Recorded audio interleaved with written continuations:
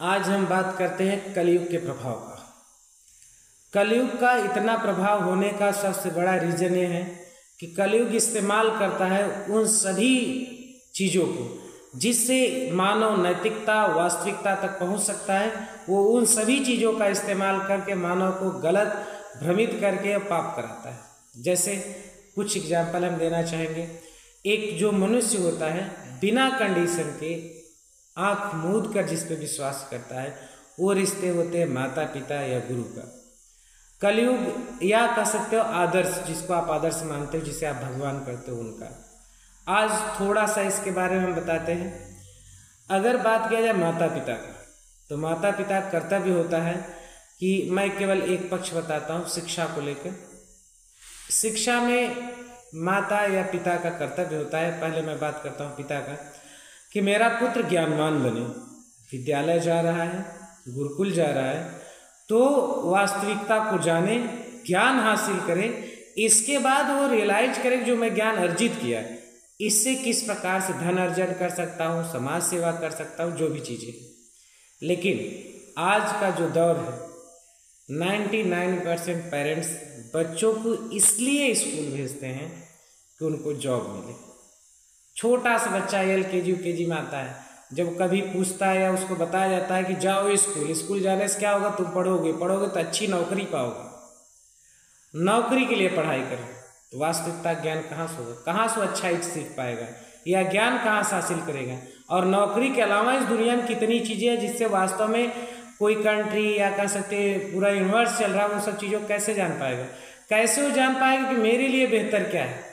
नौकरी से भी बेहतर कोई चीज़ हो सकती है मेरे लिए, है कि नहीं, या मेरा जिस हिसाब से बिहेवियर या ज्ञान है मेरे लिए उत्तम चीज़ क्या है, वो कैसे सिलेक्शन कर पाएगा। ऐसे ही बहुत सारे पक्ष हैं, मैं केवल एक एक पक्ष बता के इंट्रोड्यूस करना चाहूँगा। अभी ये टॉपिक इतना बड़ा है कि समय समय पे इसके बारे में हम बताते रहेंगे। दूसरा आते हैं माता का रिश्ता।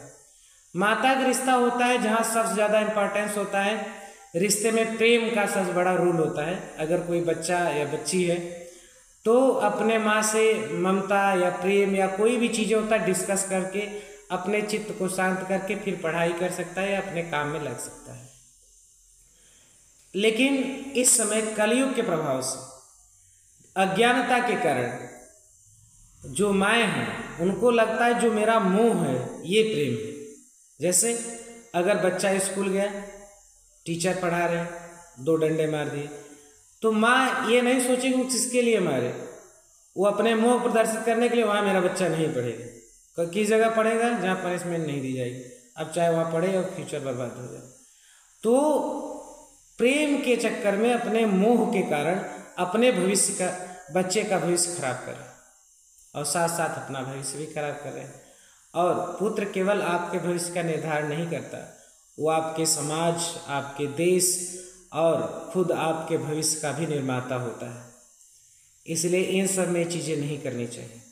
तीसरा आता है गुरु का रिश्ता। गुरु का रिश्ता एक ऐसा माना जाता है जहाँ कोई एक्सपेक्टेशन न स्टूडेंट को गुरु से न गुरु से स्टूडेंट की होती है। यहाँ परस्पर त्याग और समर्पण का रिश्ता होता है।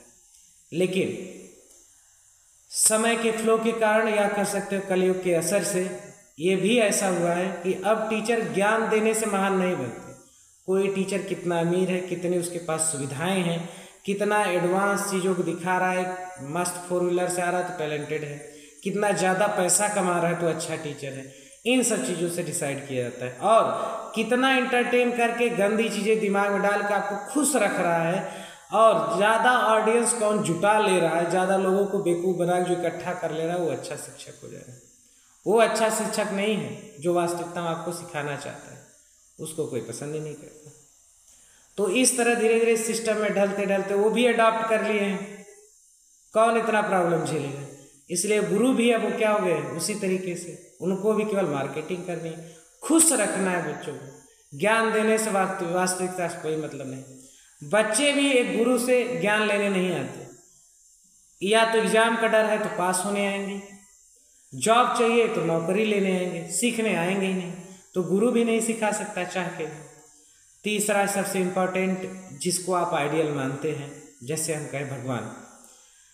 कलयुग अपने असर से भगवान के क्रेडिट को भी यूज करके आपको गलत करा रहा है। जैसे इस समय शादी विवाह में आप देख रहे होंगे कि कई लोग जो ऑर्केस्ट्रा को रिप्लेस किए हैं राधा कृष्ण से। राधा कृष्ण सबके सामने नृत्य करते हुए आप कई जगह आप देखे होंगे कितनी मर्यादाओं का हनन करते हैं। एक बच्चा जब देखेगा कि हमारे जो महापुरुष, हमारे जो आदर्श या जो हमारे भगवान हैं वो ही जब ये सब चीज़ें कर रहे थे तो आम इंसान के लिए नॉर्मल सी बात है। तब वो त्याग, ब्रह्मचर्य या सामाजिकता, नैतिकता, इन सब चीज़ों को नहीं सीखेंगे तो कई भगवान भी ये करते हैं, ये नॉर्मल है और वो आसानी से बुराई को सीख सकता है।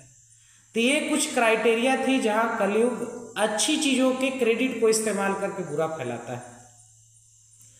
कलयुग को समझ पाना इतना आसान नहीं, लेकिन आप समझ सकते हैं। और वास्तविकता अगर कही जाए तो सबको पता है मेरे लिए उचित या अनुचित क्या है। तो मेरा सबसे निवेदन है कि किसी भी चीज़ में उचित अनुचित का भेद करते हुए और वास्तविकता का जो ज्ञान है वो ग्रहण कीजिए। जैसे मैं अगर कहूँ कि कृष्ण से क्या सीखना चाहिए तो गीता का ज्ञान, वो अपने जीवन में क्या किए, कोई डांस कर रहा है तो देख के मत सीख जाओ, पढ़ाई करो, वास्तविकता तक जाओ, उनको पहचानो, तब वो सब चीज़ें मानो। माता पिता क्या कर्तव्य होते हैं, प्रेम क्या होता है, माता कोई भी जानना चाहिए। प्रेम और मोह में अंतर होता है। प्रेम स्वतंत्रता देता है, प्रेम ज्ञान देता है, प्रेम केयरिंग होता है लेकिन वो भविष्य खराब नहीं करता। ऐसे पिता जो जिम्मेदारी होती है, जिम्मेदारी हमारे ऊपर क्या है, हम नहीं पूरा कर पा रहे, कितना कर पा रहे डजंट मैटर, लेकिन जितना कर पा रहे वो सही करें। और नहीं पता तो आप पता करें कि जिम्मेदारी क्या होती है। पिता केवल पैदा कर देने से कोई नहीं बन जाता, या माता या गुरु पढ़ा देने से नहीं बनता। उसके कुछ कर्तव्य होते हैं, वो पूरा करने से कोई माता पिता या गुरु या आदर्श बनता है। तो उनसे हमें वो सब चीज़ें सीखनी, फालतू कोई चीज़ सीख उससे हमें गलत नहीं सीखना है। ऐसे संसार में बहुत सारी चीज़, जितनी अच्छी चीज़ें हैं, कलयुग उन सब का इस्तेमाल करके बुराई फैलाएगा। और हमें सतर्क रहना पड़ेगा कि केवल देख के चीज़ों को डिसाइड नहीं करना है, हमें अध्ययन करना है, मनन करना है, चिंतन करके सही डिसाइड करना है कि इससे हमारा भविष्य, देश का भविष्य, समाज को एक नई सही दिशा मिले। उन सब चीज़ों को अपनाना है, उसके अलावा कोई भी चीज़ नहीं अपनानी। जय श्री राम।